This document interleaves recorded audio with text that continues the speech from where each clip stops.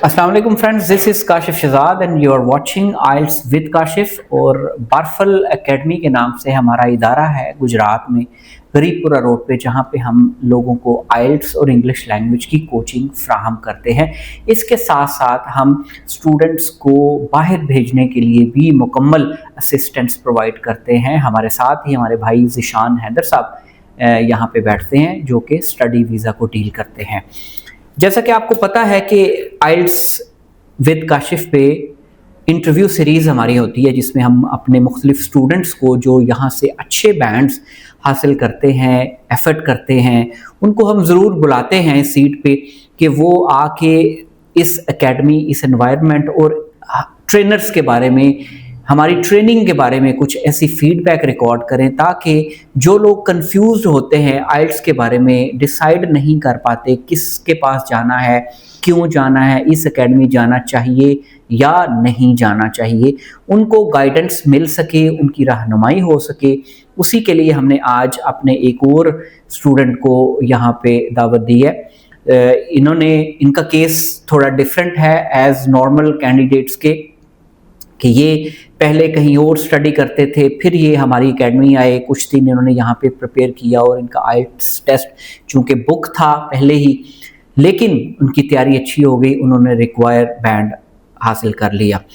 तो मैं चलता हूँ अपने स्टूडेंट की तरफ। अस्सलाम वालेकुम जी, कैसे हैं बेटा आप? ठीक है अल्हम्दुलिल्लाह। आपका आइल्स का रिजल्ट 6 बैंड आया आपका, अभी रिसेंटली कल आपका रिजल्ट आया। मैं रिजल्ट आपके साथ स्क्रीन पे शेयर कर दूंगा। आप सबसे पहले हमें ये बताएं कि आप यहाँ पे कैसे आए? सर मेनली मैंने स्टडी किया पहले, पहले एक्सप्लोर किया, तो एक एकेडमी मुझे अच्छी लगी तो मैं उधर एडमिशन लिया। तकरीबन 1.5 मंथ मैंने उधर पढ़ा। ठीक है। तो वहाँ पे तकरीबन टेस्ट भी बुक हो गया मेरा। तो उन्होंने आपका टेस्ट भी बुक कर दिया? हाँ जी, टेस्ट भी बुक हो गया। तो मेरे फिर बाबा से बात की कि बाबा थोड़ा सा ना मसला आ रहा है, प्रॉब्लम्स हैं कि सही मेरी ना वो इस हिसाब से ग्रिप नहीं अभी हुई। आपको लग रहा था कि आपकी प्रिपरेशन उस तरह नहीं हो पा रही, हालांकि आपने टेस्ट भी बुक कर लिया था। तो ऑब्वियसली जब टेस्ट बुक कर ले तो प्रेशर भी बंदे पे होता है कि अब now I have to prepare. आपने अपने वालिद साहब से बात की फिर? तो वो सारे वो उन्होंने ना जानते थे वैसे सर को, तो उन्होंने फिर सर को कॉल की। तो सर कहते हैं आप आएँ, एनवायरनमेंट चेक करें। तो एक दफ़ा एक चक्कर लगाएँ, एक दिन बैठें। तो फिर बाबा ने मुझे कहा, फिर मैं आया इधर फिर स्टार्टिंग की। आई थिंक मेरे टेस्ट में तकरीबन 10 to 11 डेज़ रह गए थे जब मैं इधर आया हूँ। तो 10 to 11 डेज़ ही मैंने इधर प्रैक्टिस की है। तो अल्हम्दुलिल्लाह काफ़ी फ़ायदा। एक चीज़ जो बड़ी इंपॉर्टेंट है बताने वाली, कि इस बच्चे ने पहले किसी और एकेडमी में खुद ही अपने किसी जानने वाले से, टीचर से, वोंट मेंशन द नेम, वहाँ पे तैयारी शुरू की, एडमिशन ले लिया। उन्होंने इसका मेरा ख्याल है आपने 20 दिन वहाँ पे तैयारी किया, 1 महीना? एक महीना वहाँ पे रहे, उन्होंने इसका टेस्ट भी बुक कर दिया। ठीक है, अब देखिए हमारे भाई होते हैं, कोलीग होते हैं, तो मैं ज़्यादा डिटेल में नहीं जाऊँगा। उन्होंने इसका टेस्ट बुक कर दिया कि आप रेडी हो, आपका टेस्ट बुक कर दिया गया है, और 31st डेट आपकी टेस्ट की बुक की थी। नॉर्मली हम लोग कभी भी जब तक स्टूडेंट रेडी ना हो जाए, हमें ये यकीन दहानी ना हो जाए कि ये टेस्ट के लिए तैयार है, हम उस वक्त तक टेस्ट बुक नहीं करते। लेकिन चलें, उन्होंने टेस्ट बुक कर दिया, ये अनसेटिस्फाइड थे, इन्होंने अपने वालिद साहब से रब्ता किया। इनके वालिद साहब हमारे जानने वाले थे, उन्होंने हमारे साथ रब्ता किया। हमने कहा कि आप अपने बच्चे को भेजें, एक दिन चेक कर ले, अगर सेटिस्फाई हुआ तो हम इसको प्रिपेयर करवा देंगे। अच्छा, जब आप आए यहाँ पे पहले दिन, उस दिन की आपसे फीलिंग्स पूछूंगा कि आपको कैसा लगा सारा एनवायरनमेंट? अदनान साहब से मुलाकात हुई, मेरे से मुलाकात हुई, हम 2 ट्रेनर्स हैं यहाँ पे, तो आपकी यहाँ पे मुलाकात हुई, तो फिर कैसा पहले दिन की फीलिंग्स क्या थी आपकी? सर वेरी फर्स्ट डे तो जाहिर सी बात है मैं नर्वस था, क्योंकि जहाँ पे पहले था वो वहाँ से यहाँ पे एनवायरनमेंट थोड़ा चेंज। बिल्कुल ऐसा ही है। तो इधर आया, सर से पहले मुलाकात हुई, फिर उन्होंने आपके पास भेजा। इधर में आया, उसके बाद आपने तकरीबन मुझे प्रॉपर गाइडेंस की कि किस तरह के लिस्ट पहले बैंड आते हैं। ठीक है। तो वो आपसे डिस्कशन हुई, फिर आपने मेरा उस दिन थोड़ा सा टेस्ट असेसमेंट की मैंने आपकी थोड़ी। तो वहाँ से फिर पता चला कि हाँ मैं स्टैंड कर रहा हूँ। तो फिर तब आपने मुझे काफ़ी कहा कि प्रैक्टिस करो थोड़ी सी ज़्यादा। पहले से ज़्यादा, और प्रैक्टिस की मैंने, फिर पेपर देने चले गए। तकरीबन 31 को मेरा पेपर। इसको मैं उसी दिन से कंटिन्यू करूंगा जब आप पहले दिन आए थे, तो जाहिर है यहाँ से जाने के बाद आपने अपने वालिद साहब को एक फीडबैक दी होगी कि मैं वहाँ पे गया हूँ, उन्होंने आपसे पूछा होगा कि आप बेटा आप वहाँ पे गए हैं तो आपको कैसा लगा, तो आपने क्या अपने वालिद साहब को उस वक्त कहा? मैंने कहा कि बाबा जहाँ तक मुझे तो काफ़ी अच्छा लगा है, क्योंकि इन्वायरमेंट और ट्रेनर्स जो है एक्सपीरियंस हैं। हाँ। सारे नान से अक्सर उनकी रिपोर्ट्स भी मैं देखी हैं, उन्होंने जो बैंड थे, तो मैंने बाबा को ये कहा, मैं कहा बाबा ठीक है, ये 10-11 दिन जो है ना इधर मैं जाता हूँ, प्रैक्टिस करता हूँ, इंशाल्लाह अच्छे बैंड आ जाएंगे, मुझे तो पूरी उम्मीद है। एक चीज़ मुझे अभी भी याद है, जब आप यहाँ पे आए थे पहले दिन तो आपने कहा था मैंने कभी मैनुअल किया ही नहीं और सिर्फ कंप्यूटर बेस पे ही प्रैक्टिस उन्होंने जितने दिन भी करवाई है। हाँ जी। उसके बाद मैंने इनका रीडिंग का मैनुअल टेस्ट लिया, लिसनिंग का लिया, कुछ चीज़ें ऐसी हाईलाइट हुई कि जो हमारे लिए अलार्मिंग थी कि हम ये सरप्राइज थे कि आप 1 महीना किसी ट्रेनर के पास रह के आए हैं लेकिन आपको ये चीज़ें पता ही नहीं है बिल्कुल।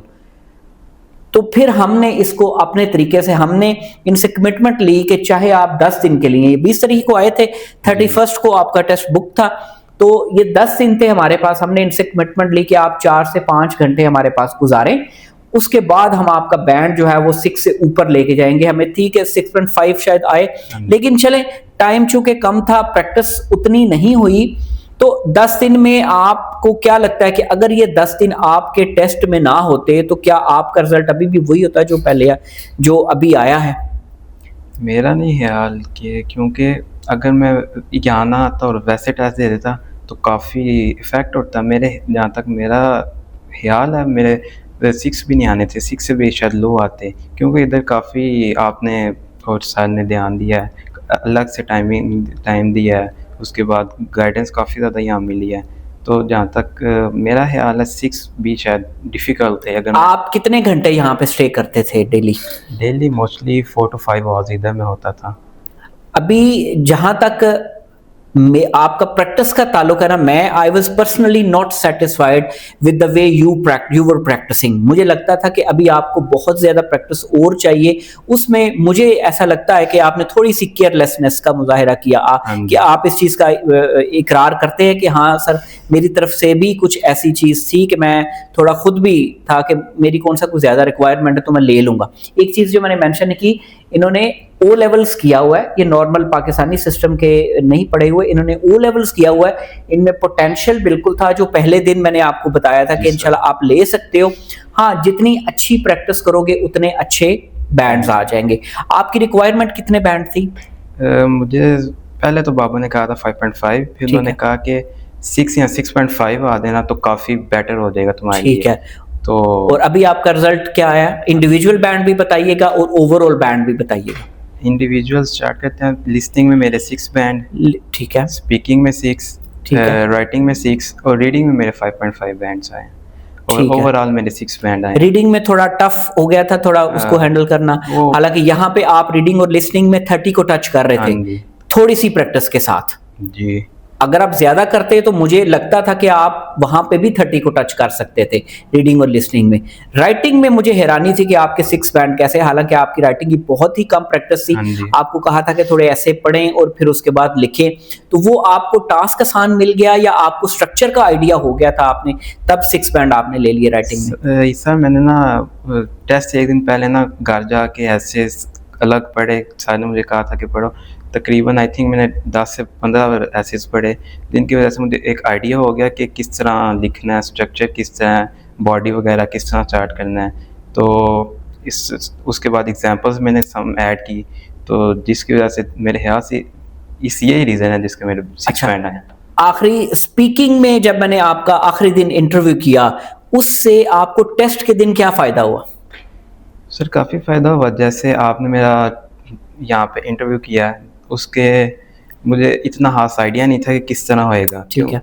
कि वहाँ पे यहाँ मुझे फिर आइडिया हुआ कि किस तरह का आएगा। जब वहाँ पे मैं गया, उन्होंने मुझे अलग से रूम में बिठाया, तो वहाँ वीडियो कॉल पे था। मैंने आपको मेंशन किया था कि हो सकता है आपका वीडियो कॉल पे इंटरव्यू हो। सो एग्जामिनर सामने स्क्रीन पे था और आपने वहाँ पे बैठ के लैपटॉप पे इंटरव्यू दिया। कोई मुश्किल हुई वीडियो कॉल पे इंटरव्यू देते हुए? स्टार्टिंग में तो काफ़ी मैं नर्वस था, लेकिन आई थिंक 2 to 3 मिनट्स बाद ना रिलैक्स हो गया था, क्योंकि वो अपने आप को मैंने फिट कर लिया तो जैसे बात करनी, तो 2 to 3 मिनट्स ही जब मैक्सिमम लगे थे, फिट हो गया था। उन बच्चों को क्या मशवरा देंगे, अपने भाइयों को जो ये डिसाइड नहीं कर पा रहे कि हमने आइल्स करना है तो कहाँ से करना है, ऑनलाइन करें ऑफलाइन करें, कैसी एकेडमी होनी चाहिए, कैसे ट्रेनर्स होने चाहिए, क्या मशवरा देंगे उनके लिए आप? सबसे पहले तो देखना चाहिए जो ट्रेनर्स हैं ना, उनका उन्होंने मेनली के आइल्स के उनके क्या बैंड आते रहे हैं। ठीक है। मेनली जो ट्रेनर्स हैं वो देते भी रहे हैं, तो और उसके बाद दूसरी मेन चीज़ है इन्वायरमेंट जो एकेडमी का होता है, जहाँ पे बैठ के आपने हाँ प्रैक्टिस जी। करनी थी। या वहाँ पे देखें मोस्टली इंडिविजुअल जो टाइम देते हैं ना, उनके पास आप ज़्यादा प्रेफर उनको करें। यहाँ पे जैसे मुझे इंडिविजुअल टाइम मिला है, उसके बाद काफ़ी न्यू थिंग्स भी मुझे यहाँ सीखने को मिली है एज़ कम्पेयर टू वो जो पहले मैं जहाँ अकेडमी जाता था। एक और चीज़ यहाँ पे मेंशन करता चलूँ कि ये पहले जिन दोस्त के पास पढ़ते थे वो आइल्स का एग्जाम उन्होंने नहीं दिया हुआ था। वो सिर्फ इंग्लिश के एक्सपर्ट ज़रूर थे, लेकिन आइल्स का एग्जाम नहीं दिया हुआ था उन्होंने। तो एक चीज़ को ज़रूर मेक श्योर कीजिएगा, जब आइल्स का एग्जाम देना हो तो आप बिल्कुल ट्रेनर से पूछें कि क्या आपने कभी आइल्स का एग्जाम दिया है, जब आपने दिया था तो आपके मार्क्स कितने आए थे। ये पूछना कोई हतक की बात नहीं या कोई बेइज्जती की बात नहीं, ना ट्रेनर के लिए होनी चाहिए ना स्टूडेंट के लिए होनी चाहिए, क्योंकि आपने पैसे इन्वेस्ट करने और बहरहाल कमोबेश 1 लाख से ज्यादा पैसे आजकल आइल्स के एग्जाम प्लस प्रेपरेशन में लग जाते हैं। ऐसे ही है जी। और आपने जाहिर है जहां पे पहले प्रेपरेशन की उनको भी कुछ ना कुछ पे किया था, और आप जब हमारे पास आए तो हमें भी ऑब्वियसली आप आए, चेक किया, सेटिस्फाई हुए, फिर आपने हमें पे किया, और उसके बाद आपका टेस्ट तो ऑलरेडी बुक्ड था, वो भी जाहिर है आपकी इन्वेस्टमेंट थी। तो आप ओवरऑल सेटिस्फाई हैं इस एकेडमी के एनवायरनमेंट से, ट्रेनर से? कोई ऐसी चीज़ जो आपको लगी हो कि ये भी मुझे बतानी चाहिए या ये मुझे नहीं बताया गया या मुझे ये सारी चीज़ें आइडिया थी टेस्ट में जाने से पहले?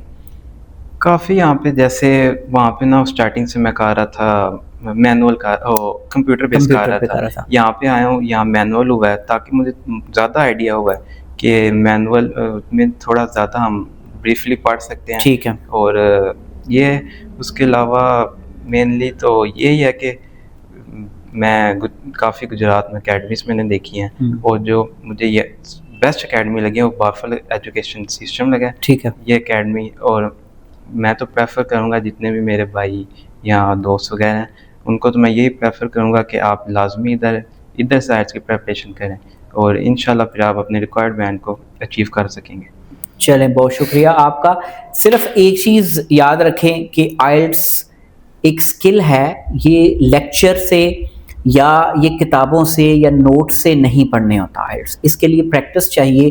प्रैक्टिस के लिए आपको एक्सपर्ट ट्रेनर्स और उसके साथ साथ आपको उस तरह का एनवायरनमेंट चाहिए जहाँ पे आप बैठ के प्रैक्टिस कर सके। अगर आपके ट्रेनर ने आइल्स नहीं किया हुआ तो आपको ज़रूर ख़बरदार होना चाहिए या परेशान होना चाहिए कि यार इसने खुद आइल्स नहीं किया तो ये मुझे आइल्स कैसे करवा रहे हैं। तो इन चीज़ों को ज़रूर मद्देनज़र रखें। इंशाल्लाह किसी और वीडियो के साथ आपकी खिदमत में हाजिर होंगे। आइल्स विद काशिफ में इतना ही। अपनी दुआओं में याद रखिएगा। बहुत शुक्रिया। Thank you very much.